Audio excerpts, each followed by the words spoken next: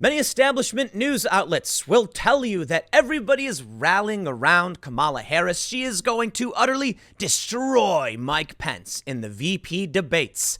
But then you go take a look at the politicos on social media and they're saying something very, very different. Now, I think it's fair to point out social media is not necessarily real life. This may be these stories we're seeing popping up. We got this one from The Hill. Centrists, progressives rally around Harris pick for VP. That's technically true, but it creates an impression, in my opinion, that they're all doing it like it's a widespread thing, when in actuality, it's probably like a small handful of establishment, individuals, establishment progressives and corporate Dems.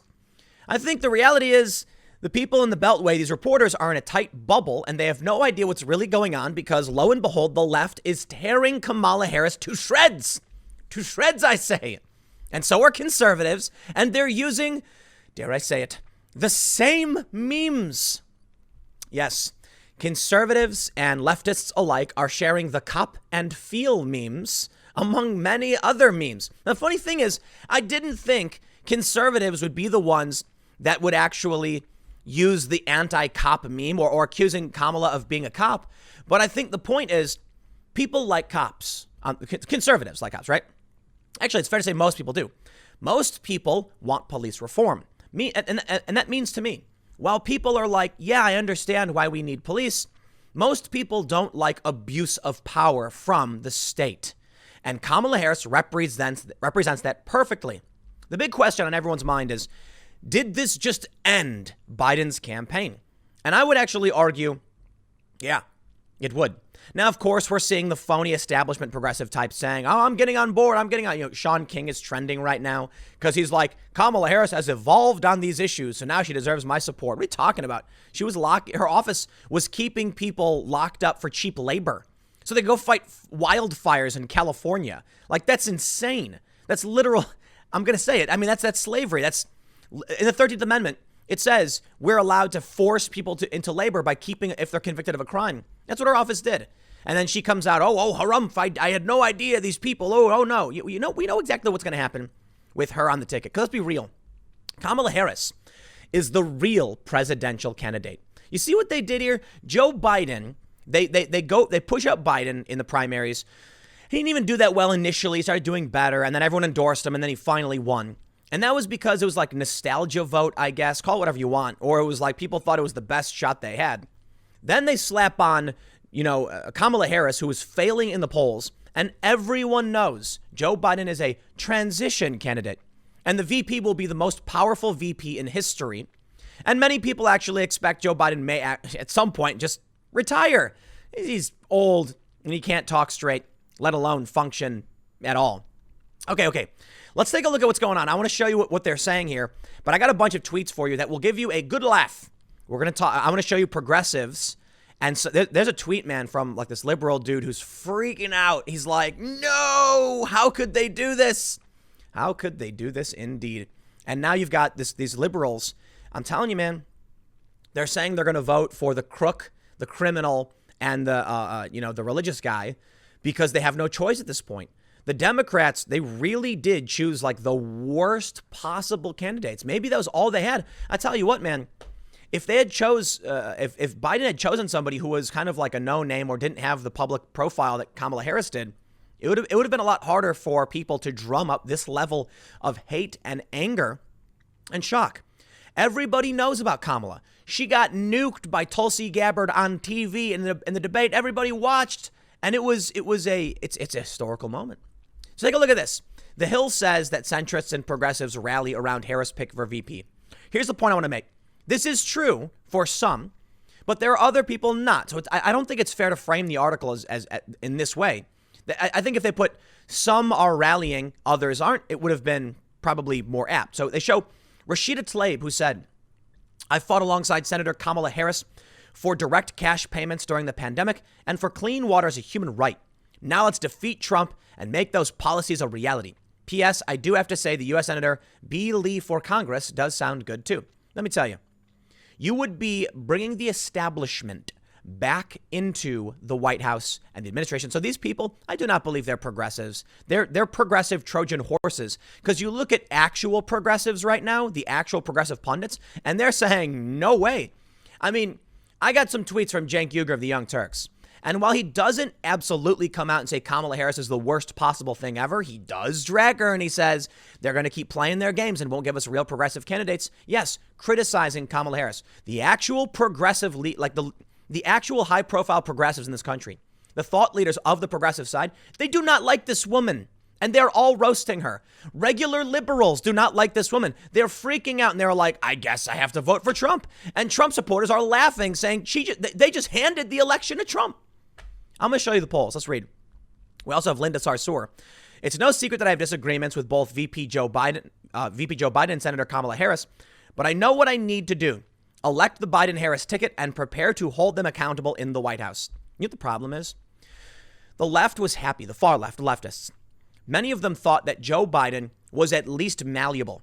You know, that you'd get him in there and he's not what you want, but you can push him and he'll give in. Kamala Harris isn't. I mean, kind of. She is definitely trying to pander for sure, but she's an authoritarian, despotic individual who laughs at oppressing like poor people. You know what I mean? There you go. And now we have this. This is Clark Humphrey, I suppose, from the Biden team.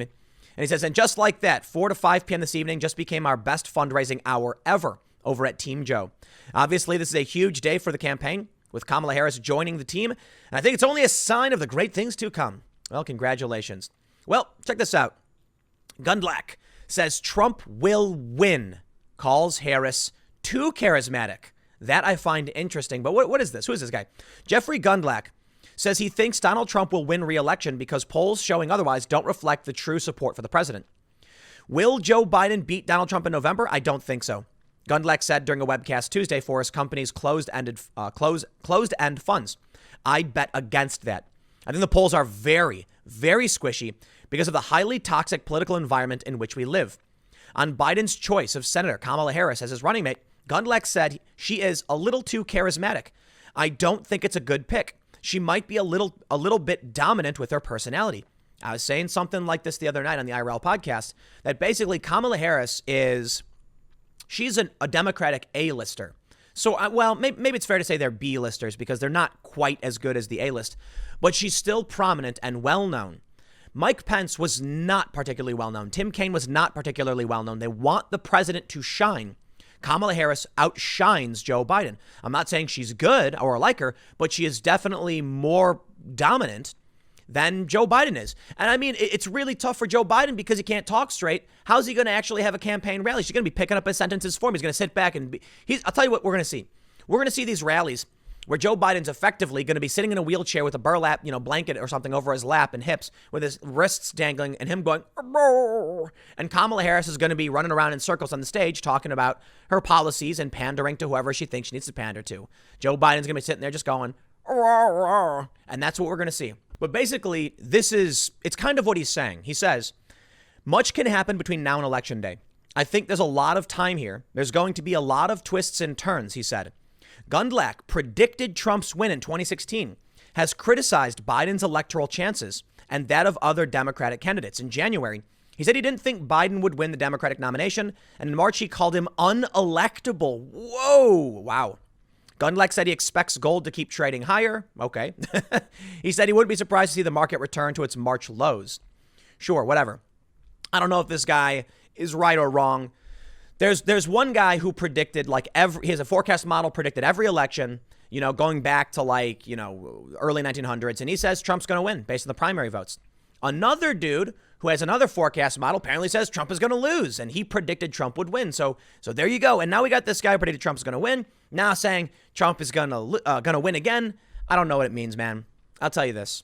In my personal opinion, and you can't just sit back and accept this, think it's an inevitability. I do think Trump's going to win at this point. I think Kamala Harris was the Democrats saying, you know what? F the progressives. Just cut them out. They were trying to pander them. They'll still try and pander on policy as a sort of, look, you get what you deserve, but we'll throw you a bone. And I think a lot of people are going to protest to vote. I bring you now to the ever so famous Sean King. Jeffrey Brewer says this is the grand epitome of the 2020 Democratic Party. Sean King flip-flopping on Biden and Kamala is an exclamation point on how shallow the party is. Everything they tell people is a fraud. It's literally all a scam. Yes, it is. When I hear Donald Trump say he wants to do something, he really wants to do it. Trump wants to build a wall. Well, he's trying to build a wall. He's getting his wall system, his bollard fence, whatever, but he wanted to do it. He wanted to bring factories back. He's doing it. He wanted to end these nasty free trade deals. He really does it. You take a look at these Democrats and these progressives, these establishment types. Yes, these are the people who are endorsing Kamala Harris, the progressives they claim. And no. The Rashida Tlaib. Come on. These are people who are in the establishment now. They won. Everybody ragged on AOC after she got elected and then immediately started flip-flopping on a ton of issues that normally the far left actually liked. Don't get me wrong. She is far left. But they're saying these things because I think they're trying to be kind of like a wedge in the door. You know, they're far left. They'll play the political establishment game and clap and cheer for Kamala, and they're trying to hold the door open for everybody else. Sean King, the famous tweet, it's going viral. He says, I'll be frank and tell you two Democrats that I am 99% sure I won't be supporting, primarily because of their dismal history on criminal justice reform over the course of their entire careers, Joe Biden and Kamala Harris. They both helped build and advance mass incarceration. See, that's true. And that's one of the reasons I really do not like Biden and Harris and wouldn't want to vote for them. Trump, on the other hand, has a limited political history, but at least he pushed criminal justice reform. So, okay, I kind of like that. He wants to pull out of Afghanistan. What am I supposed to say? Yeah, the orange man is bad, I guess, but compared to this, come on. Now Sean King is like, that's it for me. I'm incredibly proud to see a brilliant black woman, an HBCU grad, chosen as a vice presidential nominee. I've done political work my whole life. It's rarely things dreams are made of. Kamala Harris is the most progressive VP nominee in American history. No, she isn't. Check this out. Brianna Joy Gray, formerly of the Sanders campaign, the main opposition to Harris, as she announced her campaign, came from black and brown people from her own state who experienced her criminal justice policies firsthand. It's bogus to try to cast opposition to her as whites who just don't get representational value. Yep. People are trying to claim that because Kamala Harris is a black woman, that minority communities are all cheering. Brianna Joy Gray is saying, no, that's not true. She mocked and laughed as she locked people up for things like smoking for marijuana related charges. I'm telling you, man, Trump should come out. There should be a review board to start unconditionally pardoning many of these nonviolent marijuana offenders at the federal level. Many. Not all. That's what the review would be for, like to see who we need to release as many people as possible. I say not all because there could be some people who have committed a violent crime but got pleaded down to some charge, or in the past they've been convicted of violent crimes. It's the point I'm trying to say is, man, Kamala Harris is not popular for this position. And most Americans at this point don't care. We got overcrowded prisons. This is the kind of criminal justice reform that Trump could enact that most people either don't care about or cheer for. We got some more. Brianna Joy Gray says, we are in the midst of the largest protest movement in American history, the subject of which is excessive policing. And the Democratic Party chose a top cop and author of the Joe Biden crime bill to save us from Trump. The contempt for the base is wow. And then what do we hear? We got Molly Katzen says, we are in the midst of the largest extinction level emergency in American history. The Democratic Party chose a top progressive voting senator and powerful fighter to save us from Trump. Your contempt for reality is wow. I'll tell you what reality is. The left is tearing itself to shreds. To shreds, I say. Because the progressives are you got the establishment progressives, people like Sean King, who's probably not really a progressive, and they're all fighting and bickering. The Democrats, the liberals, the left, they're going after each other. Ain't nobody doing it on Trump's sides. In fact, the Trump base is screaming Trump 2020 over and over again. And now you've got liberals who are saying, I'm now being put in this position where I have to vote for Trump. Let me see if I have this. Here we go. David Silverman. He tweets. David Silverman is Mr. Atheist Pants on Twitter. Facts matter, feelings less so. Activist for truth and humanism. Author of Fighting God. He says, I'm upset. I'm literally thinking of voting red right now. Me, David Silverman. I used to say, I'm so blue, I make the sky look red. I haven't changed. The left has. And here I sit contemplating the pea-grabbing crook because cops and due process and free speech, WTF. And there's good old Mr. Jack Murphy saying, join us, ditch the Democrats. There are real moral and philosophical reasons to do so, linking to his book, Democrat to Deplorable. Jack Murphy, of course, was a Democrat. He traveled the country interviewing people, wrote a book about why many people had switched for Donald Trump. We then see this. Michael Trollin says, I'm right there with you. If you value due process, free speech, not discriminating by skin color or gender, standing up for the rights of every individual and many more along those lines, the far left and the complacent left should be horrifying right now. David Silverman says, it's an S show, Michael. It's like they want me to vote orange. What will it take, Dave? Defunding the police to dismantle an undefined systemic racism? The scientific method is white. Believe all women. 2 + 2 is less than or greater than 4. What world is this? What left is this? Yes. I tell you, man, I am right there. That's what I see happening. It was a combination of factors. The riots really did it. The riots, wow. I saw these people celebrating and defending it in Chicago just the other day, saying looting is reparations. It's all right. And I'm like, okay, man. When I see an immigrant family having their shop in Chicago completely looted and ransacked, destroyed, and they're hugging, standing amid the rubble of what was once their life, and you defend it, that makes me angry, okay? And you know what happens when I get angry? I look forward to going and saying F you with a powerful slam down on the Trump button. I do not like Trump. I've never liked Trump as a candidate, but I tell you what, this level of disdain for the American people that we are seeing from the left, for people in general, the excuses, the lies, the power grabbing, the just insanity has made me so angry. Angrier than I get for a lot of reasons. I laughed in 2016 when Trump won. I didn't care. When it was Hillary versus Trump, I didn't vote. And now we are seeing something truly just profound. Let me show you some more tweets. We got Cenk Uygur over here. He says, 2 years ago, we said in the Young Turks that the establishment wanted Kamala Harris as president. Here we are. She's bad or up. Whether she ran a good campaign, the voters wanted her or not, the establishment in the system almost always gets what they want. The band plays on. I agree with Cenk, man.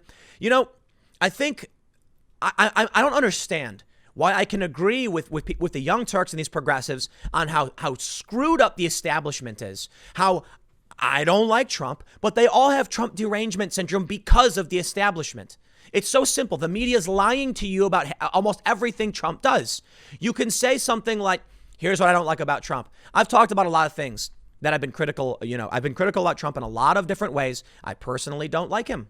I'm not the kind of person who likes voting against somebody, but I'll tell you this. Trump is still America. That's all I can see.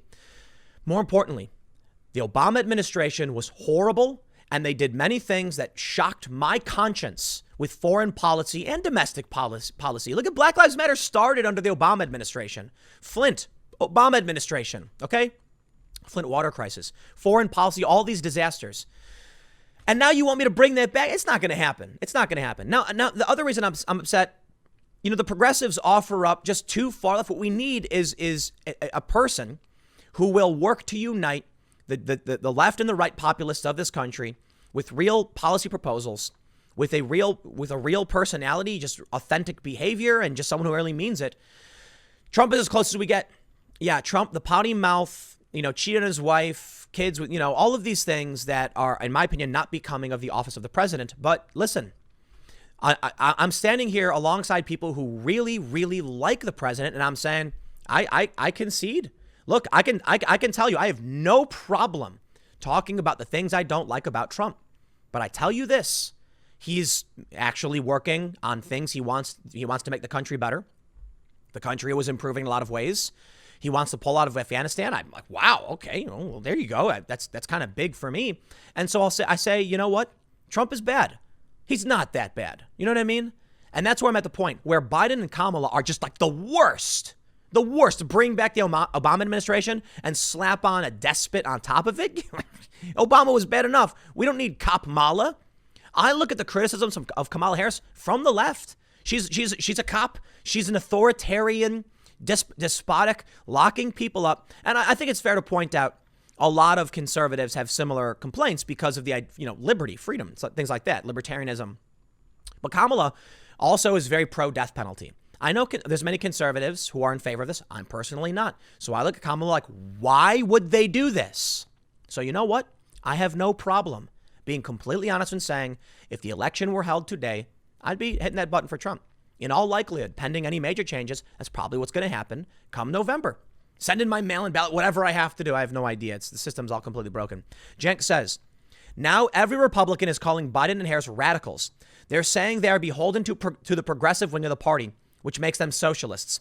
Okay, remind me why we shouldn't have picked a real progressive. Oh, right. The media told you that they'd be called socialists. I actually agree to an extent with Jenk on this one. We are seeing a lot of conservatives and people on the right call Kamala and Biden beholden to the far left. They technically are from a conservative standpoint. This is what I think Jenk needs to understand. From the right, Biden and Kamala are adopting progressive policy. But to the actual progressives, they're not adopting enough. They're just walking slightly away from the moderates to try and latch onto the far left. It ain't going to work. So let's do this because this is a little bit of a long segment. I gotta keep it short. I have this post from someone I know, another leftist on Facebook saying, Democrats being Democrats. At a time of peak anti-police sentiment, they pick Kamala as potentially the most important VP in history. I think Trump is still likely to lose, but still, it's like they aren't even trying to win. Okay, well, is he going to lose? Maybe, maybe not. We have 538. What they're saying right now is that Biden is favored to win. Trump wins 29 in 100. Biden wins 79 in 100. And I think that's wrong. I think it's wrong. Or maybe it's right. Maybe it's right. Maybe the real issue is that 29 in 100 is how he wins. Here's what everyone needs to realize. And I'll wrap it up with this. The polls were wrong. Okay, the polls were wrong in 2015 and 16. We know that it's because the journalists are in a bubble. It's true. We also know the pollsters have trouble reaching Trump's actual voter base. I've never been polled, for instance. Non-college educated white people are hard to reach. And there are many other former liberals and younger people who are not being reached. They're not reaching out to. And so the polls are skewed. They admit this. They admit their struggle with this. Take a look at this story, though. Centrists and progressives rally around Harris pick for VP. Sure, what, a couple of them? They show me, 2 or 3 tweets? 3 tweets. A couple establishment progressives and someone from Joe Biden's campaign. The Beltway bubble, man. These people in D.C. think they know what they're talking about. They don't know what they're talking about. I think Trump is going to win. And I think that shows us exactly what's going on. Because you go on Twitter, man, you look at what the actual progressives, the Democratic Socialists are saying, and they're saying, F that. No way. No Kamala. We'll see how it plays out. Next segment's coming up at 1 p.m. on this channel, and I will see you all then.